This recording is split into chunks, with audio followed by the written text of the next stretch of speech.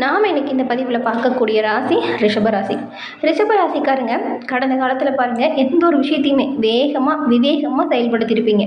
அதே போல் எந்த ஒரு விஷயத்தை செய்கிறதா இருந்தாலும் சரி, கடுமையாக உழைச்சிருப்பீங்க. ஆனால் அந்த உழைப்பு, வேகம், விவேகம் உங்களோட வாழ்க்கையில் நன்மையை கொடுத்துச்சா அப்படின்னு கேட்டால் கட்டாயம் இருக்காது.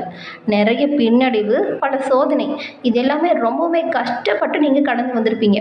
ரிஷபராசி அன்பர்கள் எப்பொழுதுமே எல்லா விஷயத்தையுமே திறமையாக செஞ்சாலும் முடிவில் உங்களுக்கு கிடைக்கிறது என்னமோ கஷ்டமாக தான் இருந்திருக்கும். ஆனால் மற்றவங்களுக்கு நீங்கள் சொல்கிற விஷயத்தை அவங்க செஞ்சால் நல்லது நடந்திருக்கும். அதை நீங்கள் செய்யும்போது பல துன்பம் தான் வந்திருக்கும். ஏன் இப்படி நம்மளோட வாழ்க்கையில் நடக்குது அப்படிங்கிற ஒரு விரக்தியோடு இருப்பீங்க ரிஷபராசி அன்பர்கள். நீங்கள் உங்கள் ராசி அதிபதியாக இருக்கக்கூடிய சுக்கிரன் என்ன அமைப்பில் இப்போ இருக்கிறாரு, இதன் மூலம் என்ன பலன் உங்களுக்கு கிடைக்க போகுது? இந்த வாரத்தின் கிரக நிலைகள் உங்களோட வாழ்க்கையில் இதுவரைக்கும் ஏற்பட்ட கஷ்டத்திலிருந்து விடுபடக்கூடிய வாய்ப்பை கொடுக்குதா இல்லையா? இந்த மாதம் உங்களுக்கு என்ன விஷயம்லாம் நல்லன்னா நடக்கும், சாதகமாக என்ன அமையும், பாதகமாக என்ன நடக்கும், இதை பற்றின ஒரு முழுமையான விஷயத்தையும் தான் உங்களுக்காக இந்த பதிவில் நாங்கள் சொல்லியிருக்கோம். இந்த பதிவு ரிஷபராசி அன்பர்களை பொறுத்த வரைக்கும் பயனுள்ளதாக இருக்கும்.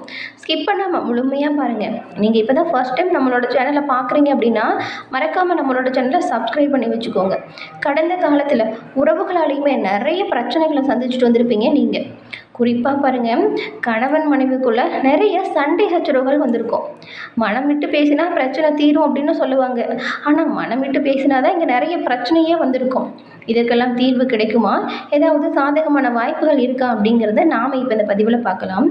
ரிஷபம் ராசி அப்படின்னு சொன்னாலே உங்கள் ராசி அதிபதி பாருங்கள் சுக்கிரன்.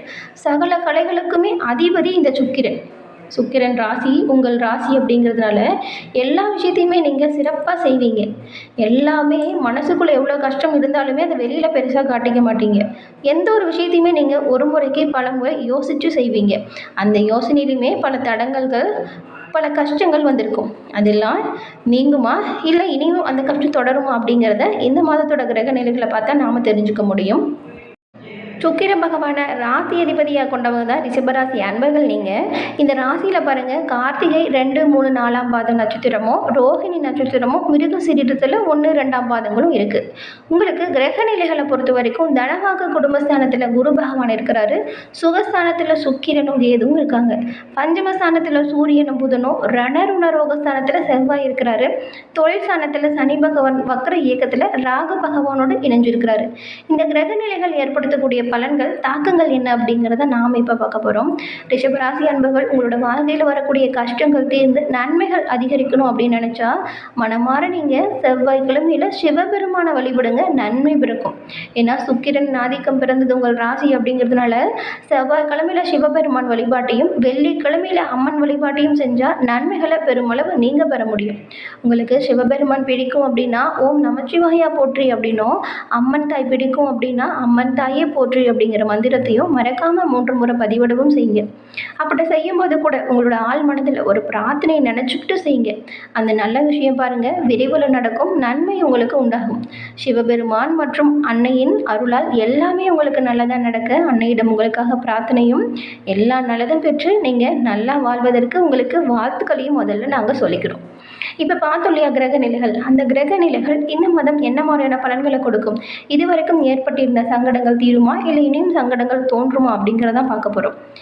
உங்களோட வாழ்க்கை முழுதுமே எந்த ஒரு சங்கடமும் வரக்கூடாது அப்படின்னா நீங்கள் உங்களோட சொந்த ஜாதகத்தை கணிச்சா அந்த ஒரு வாய்ப்பை பெற முடியுங்க. அந்த வாய்ப்பை நீங்கள் எளிமையாக பெறணும் அப்படிங்கிறதுக்காக தான் டிஸ்கிரிப்ஷனில் பாருங்கள் ஜோதிட நம்பர் கொடுத்துருக்கோம். அந்த நம்பருக்கு நீங்கள் ஃபோன் பண்ணாலே போதும், எளிய முறையில் நீங்கள் உங்களோட ஜாதகத்தை கணிச்சிக்க முடியும். நிறைய பேர் ஜாதகத்தை இவங்ககிட்ட ஃபோன் மூலியமாகவே கணிச்சிருக்காங்க. இப்போ நல்ல ஒரு முன்னேற்றம் கண்டதிருக்காங்க.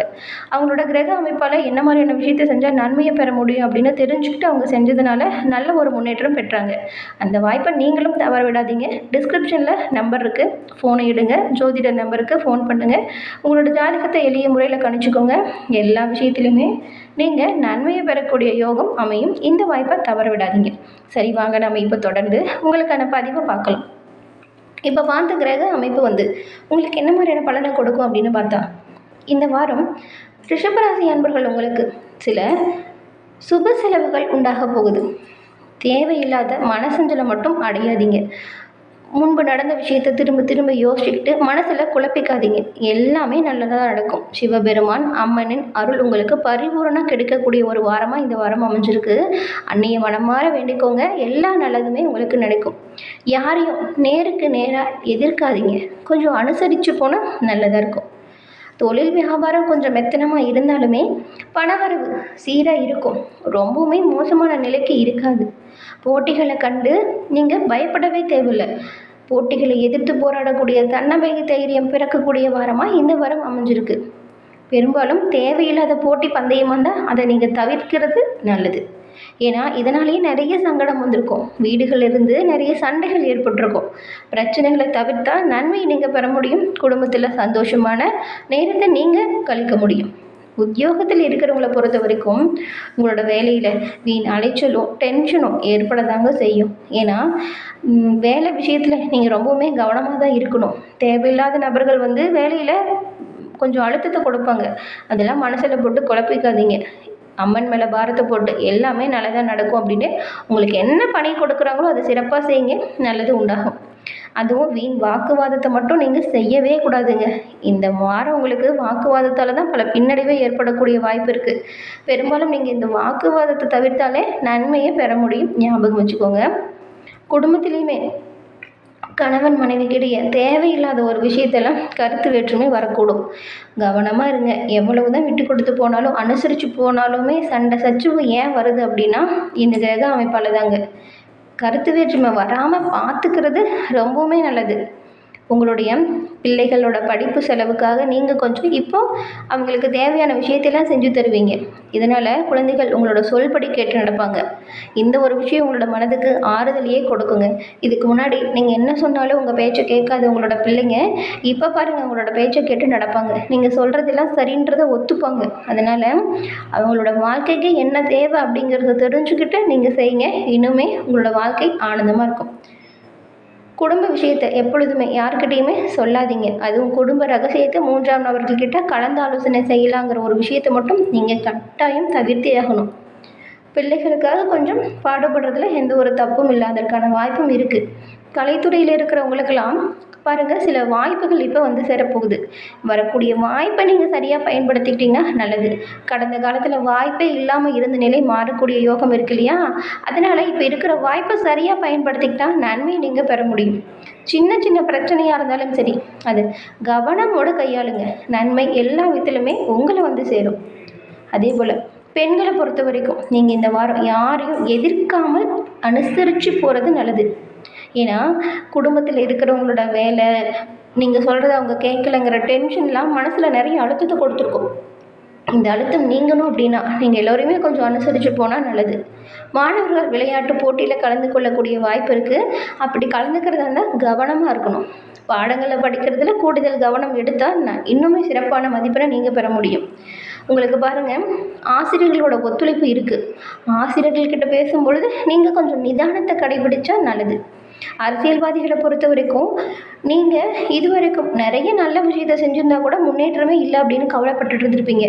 இந்த வாரம் பாருங்கள் இந்த கிரக அமைப்பு உங்களுக்கு முன்னேற்றத்தில் இருந்த தடை எல்லாமே நீக்கக்கூடிய அமைப்பு கொடுத்துருக்கு. இப்போ நீங்கள் சிறப்பாக செய்கிற ஒவ்வொரு விஷயத்துக்குமே நன்மை பெறுவீங்க. நல்லது உங்களுக்கு கிடைக்கும். ரிஷபராசியில் இருக்கக்கூடிய கார்த்திகை நட்சத்திரக்காரங்களை பொறுத்த வரைக்கும் இந்த வாரம் குறிக்கோள் அடையிறதுல மட்டும் லட்சியமாக இருங்க. புதிய தொடர்புகள் மூலம் நல்ல ஒரு லாபம் வரும். கணவன் மனைவிக்கிடையே திடீர் வாக்குவாதம் வரலாம். கவனமாக இருங்க. அனுசரித்து போகிறது நல்லது. வேலை விஷயமா குடும்பத்தை விட்டுட்டு வெளியில் தங்குற மாதிரியான சூழல் வரும். வீண் செலவு ஏற்பட வாய்ப்பு இருக்குது. கவனமாக இருங்க. மாணவர்கள் விளையாட்டு போட்டியில் கலந்துக்கிறதா இருந்தால் கொஞ்சம் கவனமாக இருங்க.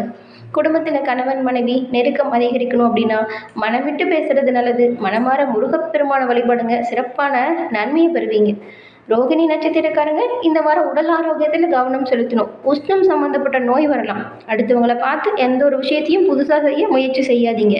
அதை விட்டுட்டு நீங்கள் உங்களோட வேலையை சரியாக செஞ்சால் எண்ணிய காரியம் கைகூடும் யோகத்தை நீங்கள் பெறுவீங்க. அதுக்கப்புறம் மிருகசீரிடம் நட்சத்திரக்காரங்களுக்கு இந்த வாரம் பாருங்கள் மாணவர்களை பொறுத்த வரைக்கும் கல்வியில் கூடுதல் மதிப்பெண் பெற போகிறீங்க. நீங்கள் செய்கிற ஒவ்வொரு முயற்சியுமே வெற்றி வாய்ப்பு கொடுக்கும்.